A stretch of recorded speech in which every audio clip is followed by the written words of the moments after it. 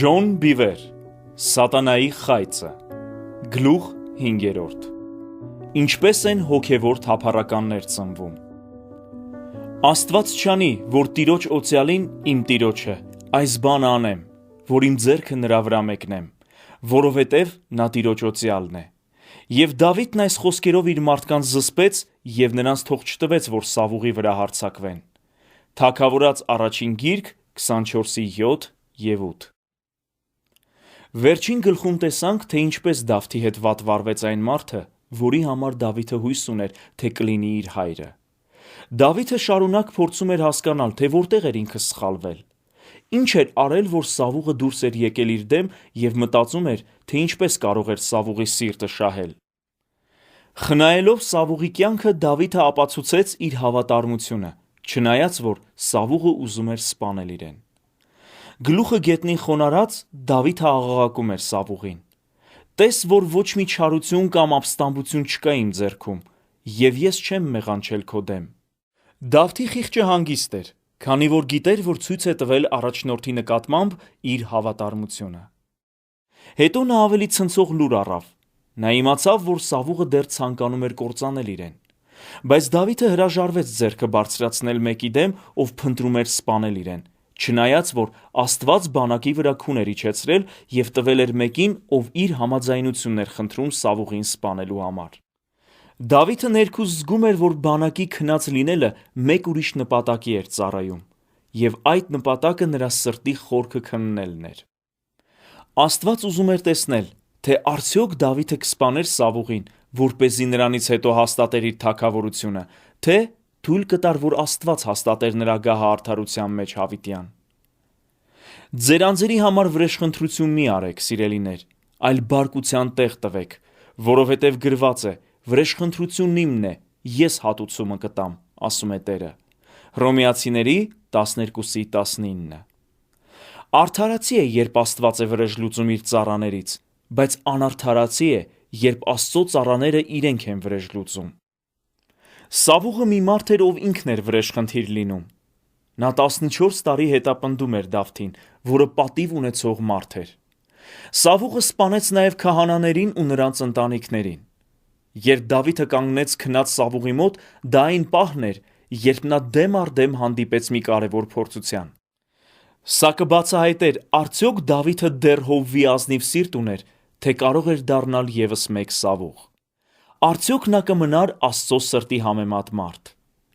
Սկզբում ամեն ինչ ավելի հեշտ էր թվում, երբ մենք ամեն բան լուծում էինք մեր ձևով, քան թե սպասում էինք Աստծո արդար դատաստանին։ Աստված իր ծառաներին ստուգում է հնազանդության միջոցով։ Նա մեզ դնում է այնպիսի իրավիճակների մեջ, որտեղ մեր գործողությունները արդարացնելու համար ի հայտ են գալիս կրոնական և հասարակական չափանիշները։ Աստված թույլ է տալիս ուրիշներին, հատկապես մեր մտերիմներին, որպեսզի քաջալերեն մեզ ինքնապաշտպանության հարցում։ Մենք նույնիսկ կարող ենք մտածել, որ երբ վրեժխնդիր ենք լինում, դրանով պաշտպանում ենք ուրիշներին, բայց սա Աստծո ճանապարհը չէ։ Դա աշխարհի իմաստության ճանապարհն է, այն երկրային է և մարմնավոր։ Երբ ես դիտարկում եմ այն հնարավորությունը, որ ունեի ինձ վրա դրված ավագի արարքները բացահայտելու համար, հիշում եմ, որ պայքարում էի այն մտքերի դեմ, ըստ որոնց նա կարող էր վնասել ուրիշներին, եթե նրան չբացահայտեին։ Ես շարունակ մտածում էի. ես ընդամենը պատմում եմ ճշմարտությունը։ Եթե ես չանեմ դա, այս ամենը դեռ երկար կշարունակվի։ Ուրիշները ինձ քաջալերում էին, որ բացահայտեմ նրա արարքները։ Այնուամենայնիվ, այսօր ես գիտեմ, որ Աստված այդ ավագի մասին ինձ տեղեկություն տվել էր մեկ նպատակով՝ ինձ ստուգելու։ Արդյոք ես կնմանվեի այն մարդուն, ով փնտրում էր կործանել ինձ, կամ եթե այդ մարդը ապաշխարեր, կհանձնեի նրան Աստծո դատաստանին ու ողորմությանը։ Ինչպես Աստված կարող է օգտագործել նենգամիտ ավագներին։ Շատ մարդիկ հարցնում են. ինչու է Աստված մարդկանց դնում այնպիսի ավագների ենթակայության ներքո, ովքեր լուրջ սխալներ են անում, և նույնիսկ այնպիսի սխալներ, որոնք շատ չար են։ Նայիր Սամուելի մանկությանը։ Թագավորաց առաջին գիրք 2-5 գլուխներ։ Աստված էր, և ոչ թե Սատանան, այն միակը, ով այս փոքրիկ տղային դրել էր Հեղի անունով մի քահանայի և նրա երկու անբարոյական որդիների՝ Ոփնիի և Փենեհեսի իշխանության ներքո։ Նրանք ևս քահանաներ էին։ Այս մարդիկ շատ չար էին։ Մարդկանց մանիպուլյացիայի ենթարկելով նրանք զոհաբերություններ էին վերցնում և պոռնկություն էին անում այն կանանց հետ, ովքեր հավաքվում էին ժողովքի խորանի դռան մոտ։ Կարող ես պատկերացնել, որ դու երբևէ ծառայեիր մի ավագի, ով ապրում էր այսպիսի կյանքով։ Մի ծառայողի, որը զգայուն չէր հոգու նկատմամբ, չէր հասկանում աղոթքի մեջ եղող կնոջը և մեղադրում էր նրան հարբեցողության մեջ։ Հեղին այնքան մարմնավոր էր, որ շատ անտարբեր էր դարձել։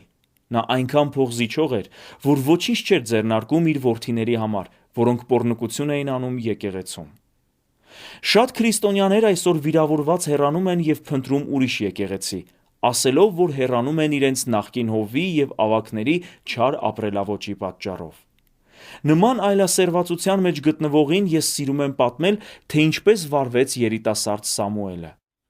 Եվ Սամուել մանուկը Հեղիի առջև Տիրոջը ծառայություն էր անում։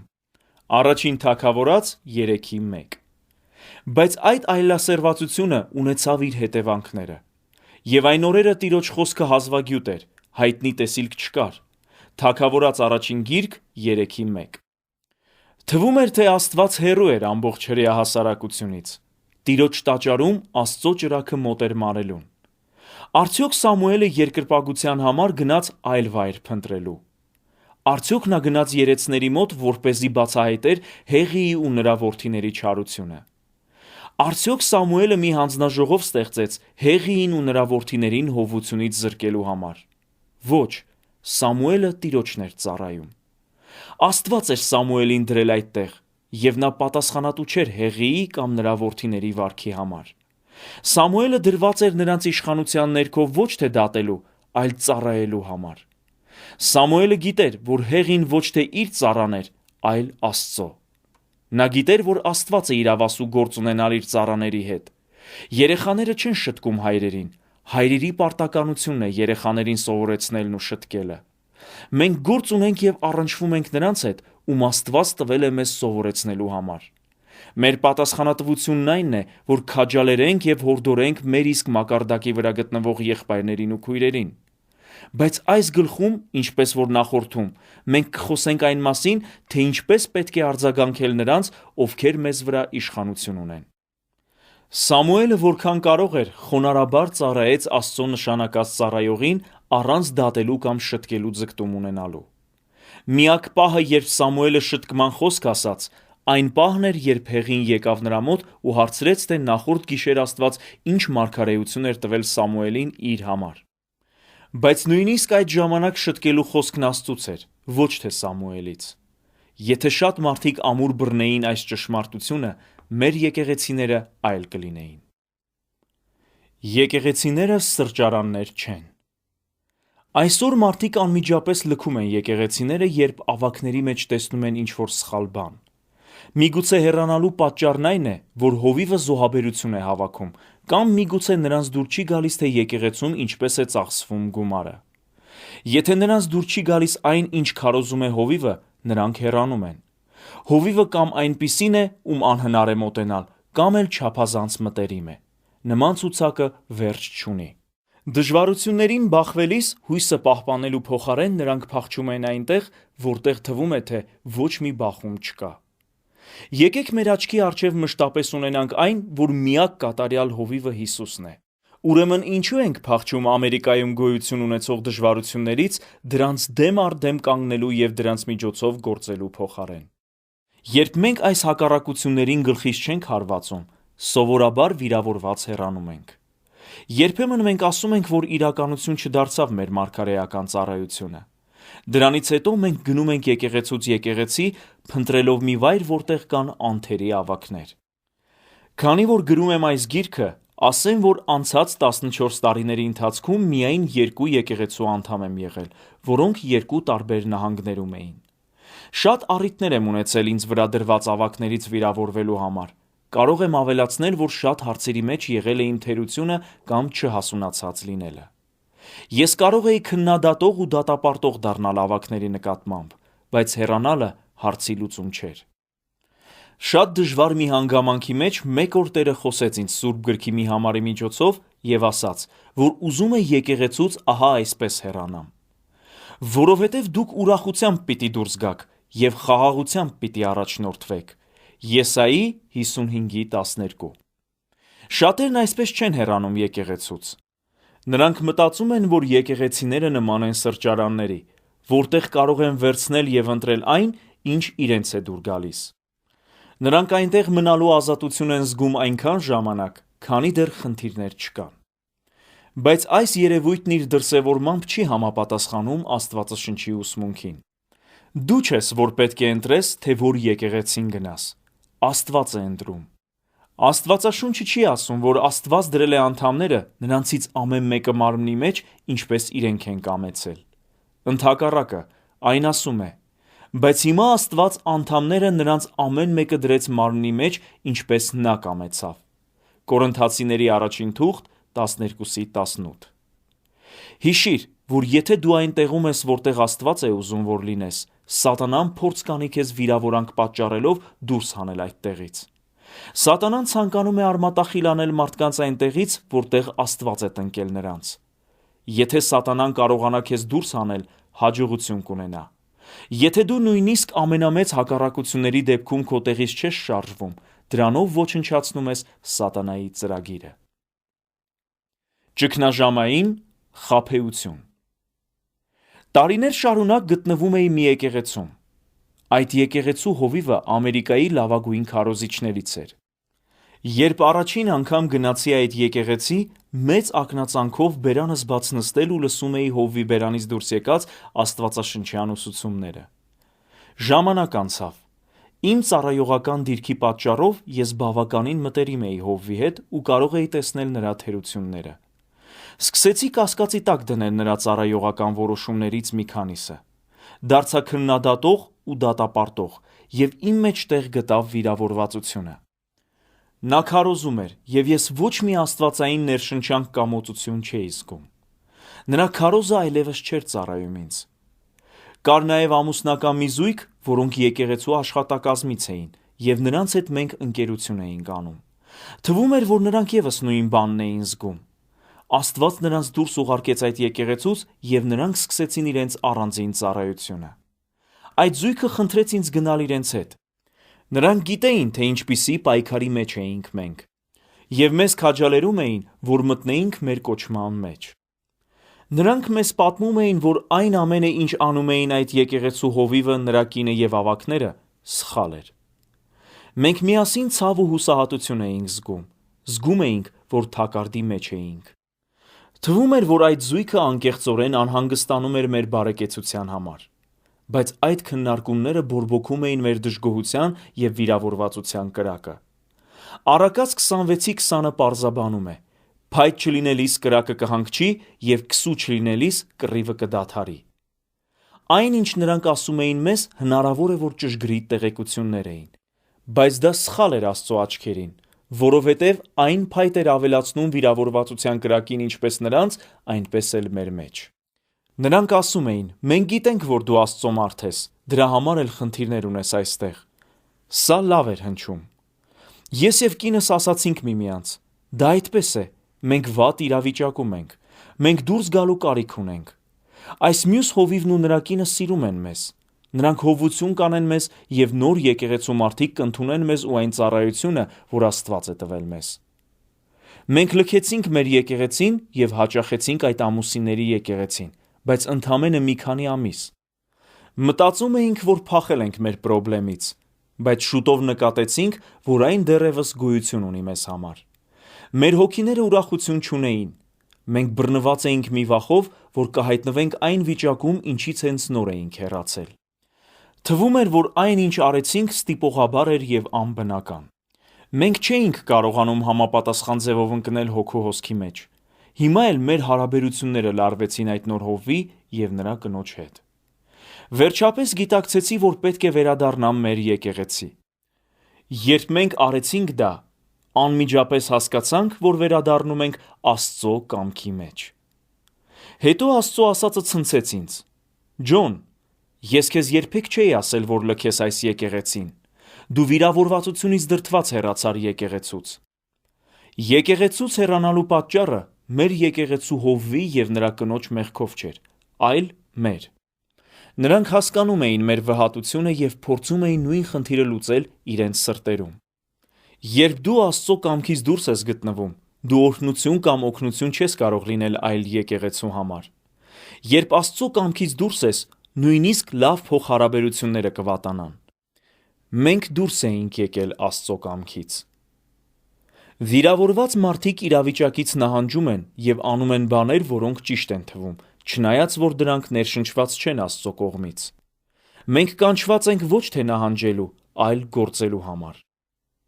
Եթե մենք հնազանդ ենք Աստծուն և փնտրում ենք Նրան, բայց Նա չի խոսում, ապա գիտես թե որն է պատասխանը։ Նա հավանաբար ասում է.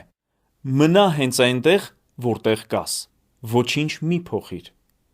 Հաճախ, երբ որևէ ճնշում ենք զգում, մեզ հանգստություն բերելու համար Աստծուց խոսք ենք սպասում։ Բայց Աստված է մեզ դնում այս շատ անհարմար ձուլարանում, որպեսզի հասունացնի, զտի և ուժեղացնի, և ոչ թե կործանի մեզ։ Մեկ ամսվա ընթացքում ես հնարավորություն ունեցա հանդիպելու իմ առաջին եկեղեցու Հովվի հետ։ Ես ապաշխարեցի, որ քննադատող և ապստամբ եմ եղել։ Նա ներողամիտ գտնվեց։ Մեր փոխհարաբերությունները վերականգնվեցին և սիրտս կրկին լցվեց ուրախությամբ։ Ես անմիջապես ընդունեցի նրա ծառայությունը և շատ տարիներ մնացի այդ եկեղեցում։ Տնկվածները կբուսնեն։ Սաղմոս 92:13-ում ասվում է. «Տիրոջ տան մեջ տնկվածները մեր Աստծո սրահներում կբուսնեն»։ Ուշադրություն դարձրու, որ նրանք են բուսնում, ովքեր տնկված են Տիրոջ տան մեջ։ Ինչ է պատահում այն բույսին, երբ 3 շաբաթը մեկ փող պատվաստում են։ Ձեզնից շատերը գիտեն, որ բույսի արմատային համակարգը թուլանում է, ու այն ոչ ծիր է տալիս, ոչ աճում։ Եթե դու շարունակես անընդհատ պատվաստել բույսը, այն տեղաշարժերից կմահանա։ Շատ մարդիկ տեղափոխվում են եկեղեցուց եկեղեցի, ծառայողական մի թիմից մյուսը, դրանով փորձելով զարգացնել իրենց ծառայությունը։ Եթե Աստված նրանց դրել է մի տեղ, որտեղ նրանց չեն հասկանում կամ չեն քաջալերում, ապա հեշտությամբ գայթակղվում ու վիրավորվում են։ Եթե նրանք համաձայն չեն եկեղեցում կատարվող որևէ բանի հետ, գայթակղվում և գնում են, մեղադրելով ավագներին։ Այդպիսիք կույր են իրենց բնավորության ցանկացած թերության նկատմամբ և չեն հասկանում, որ Աստված ցանկանում է զտել ու հասունացնել նրանց այն ճնշման միջոցով, որի տակ գտնվում են։ Եկք սովորենք բույսերի և ծառերի մասին Աստծո տված օրինակներից։ Երբ պտղաբեր ծառը տնկում են հողի մեջ, այն պարտադիր հանդիպում է անձրևային հողմերին, արևի տոթին և քամուն։ Եթե երիտասարդ ծառը կարողանար խոսել, հավանաբար պետք է ասեր. «Խնդրում եմ, ինձ այնպիսի մի տեղ տնկեք, որտեղ այրող ջերմություն կամ փոթորիկներ չկան»։ Եթե այգեպանը լսեր այդ ծառին, իրականում կվնասեր նրան։ Ծառերը դիմակայում են արևի ջերմությանը և անձրևային փոթորիկներին, ավելի խորը ձգելով իրենց արմատները։ Ձախորդությունը, որին հանդիպում են ծառերը, ի վերջո դառնում է նրանց կայունության հզոր ակունքը։ Ծառերին շրջապատող արգելքները պատճառ են դառնում, որ նրանք փնտրեն կյանքի մեկ այլ աղբյուր։ Եվ մի օր նույնիսկ ամենամեծ փոթորիկները չեն կարողանա ազդել նրանց պտղաբերության վրա։ Մի քանի տարի առաջ ես ապրում էի Ֆլորիդայի մի քաղաքում, որը ցիտրուսային մրգերի կենտրոն է։ Շատ ֆլորիդացիներ գիտեն, որ որքան ավելի ցուրտ է ձմեռը, այնքան ավելի քաղցր են լինում նարինջները։ Եթե մենք այդքան արագ չփախչենք հոգևոր դիմադրությունից, ավելի խորը արմատներ կգցենք և ավելի ուժեղ կդառնանք։ Մեր պտուղները Աստծո աչքին կլինեն առատ ու ավելի քաղցր, իսկ նրա ժողովրդի համար ավելի համեղ։ Մենք պետք է ավելի շատ պտուղ բերող ծառեր լինենք, որոնք Տիրոջն են հաճելի, քան նմանվենք պտուղ չբերող ծառերին, որոնք արմատախիլ են արվում։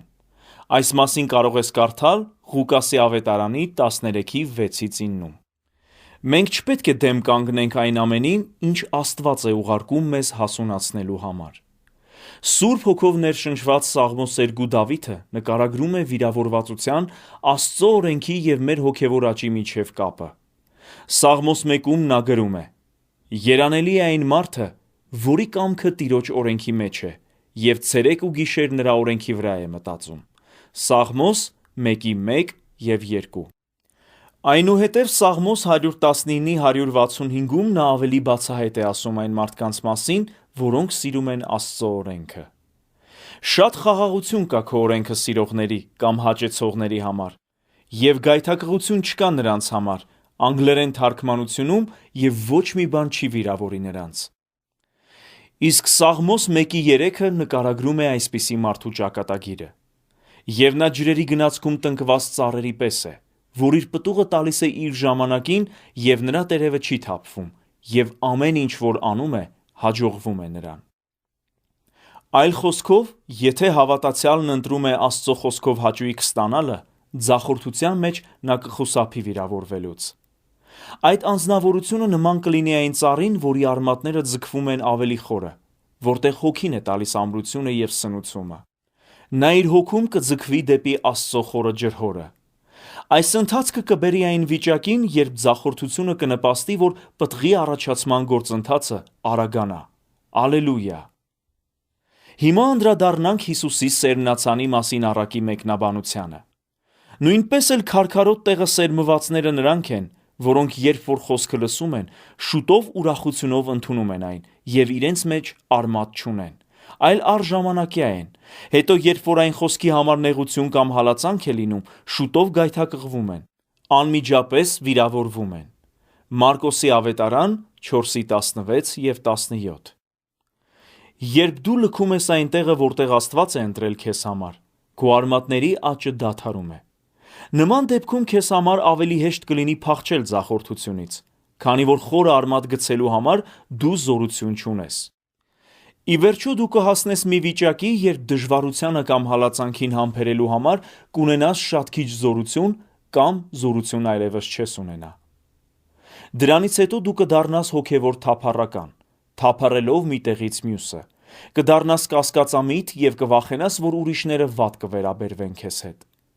Ճշմարիտ հոգևոր պտուղներ տալու քո կարողությունը խեղանդամ դարձնելով և թաքցնելով, դու կսկսես պայքարել եսակենտրոն կյանքի դեմ և կուտես ուրիշների պտուղների մնացորդները։ Նայենք Կայենին և Աբելին, Ադամի առաջին որդիներին։ Կայենը Տիրոջը զոհաբերություն բերեց իր ձեռքի աշխատանքից, իր խաղողի այգու պտուղներից։ Այդ պտուղը քրտնաջան աշխատանքի արդյունք էր։ Կայենը դժվարությամբ հողը մաքրել էր քարերից, կոճղերից և մոլախոտերից։ Նա դժվարությամբ հերկել և մշակել էր հողը։ Դժվարությամբ էր տնկել, ջրել, պարարտացրել և պաշտպանել իր բերքը։ Շատ ջանք էր գործադրել Աստծո առջև իր ծառայության մեջ։ Բայց դա ավելի շատ նրա անձնական զոհաբերությունն էր, քան Աստծո ուզած ուղուն հնազանդվելը։ Կայենի արարքը խորհրդանշում էր այն պաշտամունքը, երբ մարդն Աստծուն ավելի շատ պաշտում է իր սեփական ուժերով և կարողությամբ, քան թե Աստծո շնորհքով։ Աբելը ընդհակառակը բերեց հնազանդության մի զոհաբերություն, ընտրելով իր հոտի առաջնածիններին և գերերին։ Աբելը Կայենի նման չէր աշխատել այս զոհը բերելու համար, բայց այն իր համար թանկ էր։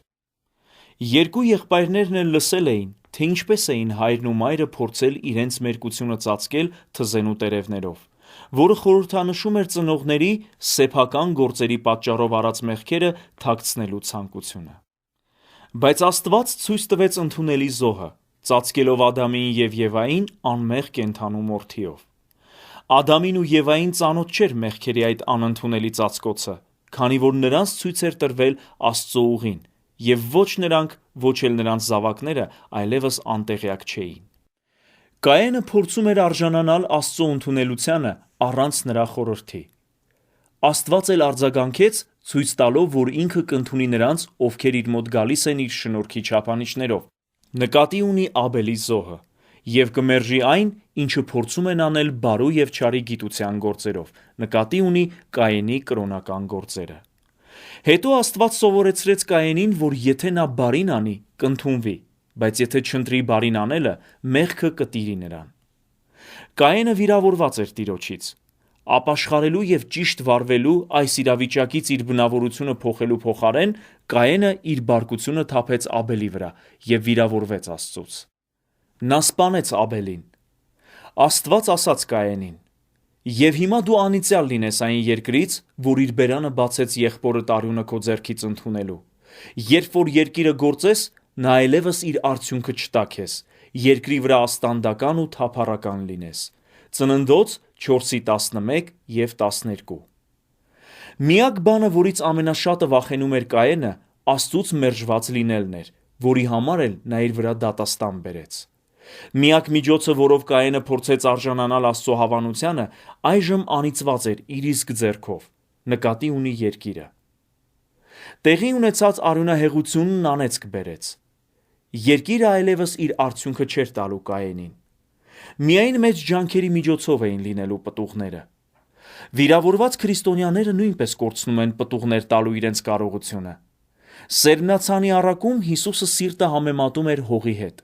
Ինչպես որ Կայենի դաշտերն էին անբերրի, այնպես էլ վիրավորված սիրտն է անպտուղ, դառնությամբ թունավորված։ Վիրավորված մարդիկ կարող են իրենց կյանքում հրաշքներ վերապրել, խոսքեր արձակել, ունենալ հզոր քարոզներ և բժշկություններ, բայց սրանք հոգու պարգևներն են և ոչ թե պտուղները։ Մենք դատվելու ենք մեր պտուղների և ոչ թե պարգևների համաձայն։ Պարգևը տրվում է, իսկ պտուղը մշակելով են աճեցնում։ Ուշադրություն դարձրու։ Աստված ասաց, որ Կայենը փախստական և թափառական է դառնալու իր գործողությունների հետևանքով։ Այսօր մեր եկեղեցիներում կան բազմաթիվ հոգևոր փախստականներ ու թափառականներ։ Նրանց երգելու, քարոզելու, մարգարեանալու և մյուս պարգևները չեն ընդունվել իրենց նախկին եկեղեցու ավագների կողմից, դրա համար էլ նրանք հեռանում են։ Նրանք աննպատակ փախչում են և կրում են վիրավորանքը, փնտրում են այն կատարյալ եկեղեցին, որը կընդունի իրենց պարգևն ու կբժշկի իրենց վերքերը։ Նրանք իրենց խոցված ու հալածված են զգում։ Նրանք իրենց զգում են մեր օրերի Երեմիաների նման։ Միայն իրենք և Աստված։ Մնացած ամեն ոք դեմ է նրանց։ Նրանք դառնում են չսովորող, ձեռք են բերում այն, ինչ ես կոչում եմ հալածանքի բարդույթ, այսինքն բոլորն ինձ դեմ են դուրս եկել մտածելակերպը։ Նրանք մխիթարում են իրենց, մտածելով, որ իրենք հալածվող սուրբ են կամ Աստծո մարգարե։ Այդպիսիք կասկածամիտ են ամեն մեկի նկատմամբ։ Սա ճիշտ այն է, ինչ տեղի ունեցավ Կայենի հետ։ Նայիր, թե ինչ է ասում Կայենը.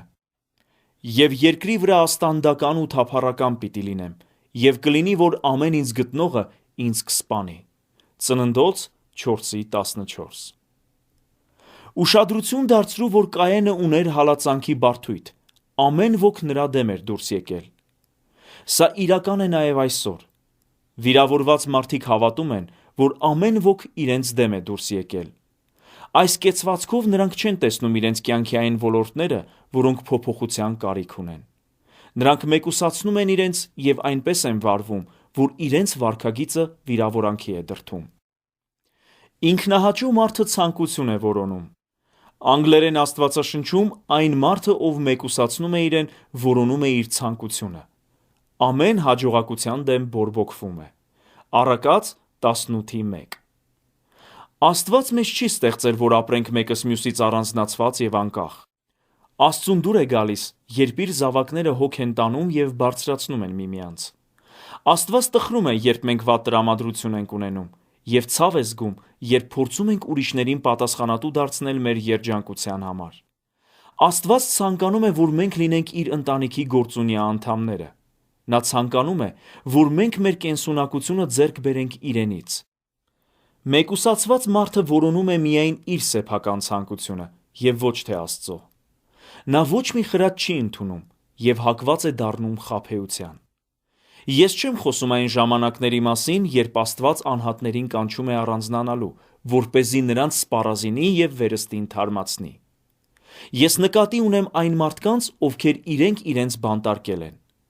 Նրանք թափառում են եկեղեցուց եկեղեցի, մի փոխհարաբերությունից դեպի մյուսը և մեկուսանում են իրենց սեփական աշխարհում և կարծում են, որ նրանք, ովքեր համաձայն չեն իրենց հետ, սխալ են և իրենց դեմ են։ Այդ մեկուսացած մարդիկ իրենք են իրենց պաշտպանում և ապահով են զգում այն վերահսկող միջավայրում, որն իրենք են ստեղծել։ Նրանք այլևս չեն պայքարում իրենց բնավորության թերությունների դեմ։ Ընդհակառակը, հանդիպելով դժվարությունների, նրանք փորձում են փախչել ստուգվելուց։ Բնավորության զարգացումը, որը տեղի է ունենում միայն այն դեպքում, երբ նրանք գործում են ուրիշների հետ, այդ բախումներից կորչում է, քանի որ կրկին սկսվում է վիրավորանքի փուլը։